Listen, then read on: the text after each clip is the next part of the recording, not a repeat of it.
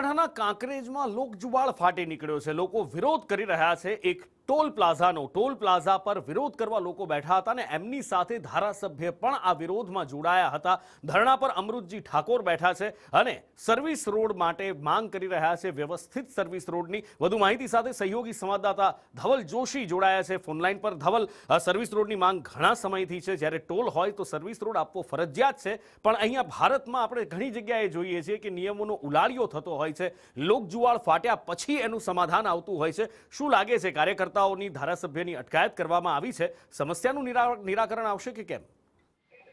નુપુર, ચોક્કસથી ડીસાથી રાધનપુર જતા જે નેશનલ હાઈવે છે, આ નેશનલ હાઈવે પર કાંકરેજના થરા નજીક જે નેશનલ હાઈવે દ્વારા બ્રિજ બનાવવામાં આવ્યો છે અને આ બ્રિજની બાજુમાં આવેલો જે સર્વિસ રોડ છે તે સર્વિસ રોડ પર છેલ્લા કેટલાય સમયથી ખાડા રાસ સર્જાયું છે। અનેક જગ્યાએ અનેક મસ્ત મોટા ખાડાઓ પડ્યા છે। આ ખાડાઓની અંદર અનેક વખત વાહનો પલટી જવાની ઘટનાઓ પણ સામે આવી રહી છે। તેમ છતાં પણ નેશનલ હાઈવે ઓથોરિટી દ્વારા આ જે ખાડાઓ છે તે ખાડાઓનું સમારકામ નથી કરવામાં આવતું। મહત્વની વાત એ છે કે આ નેશનલ હાઈવે ઓથોરિટીનો આ રોડ છે તે ટોલ બુથની અંદર આવતો હોવા છતાં ટોલ અધિકારીઓ જાણે આ રોડની કંઈ પડી જ ન હોય તેવી સ્થિતિ છે તે છેલ્લા કેટલાય સમયથી બનેલી છે। ત્યારે આજે કાંકરેજના ધારાસભ્ય અમૃતજી ઠાકોર છે, જે પોતાના સમર્થકો સાથે જે ભલગામ ટોલ નાકું છે તે ટોલ નાકા પર ધરણા પર બેઠા હતા અને થરા સર્વિસ રોડનું વહેલી તકે સમારકામ કરવામાં આવે તેવી માંગ સાથે આ ધરણાનો પ્રારંભ કરાયો હતો, પરંતુ પોલીસ દ્વારા કાંકરેજ ધારાસભ્ય અમૃતજી ઠાકોર સહિત તેમના કાર્યકર્તાઓની અટકાયત કરી લેવામાં આવી છે।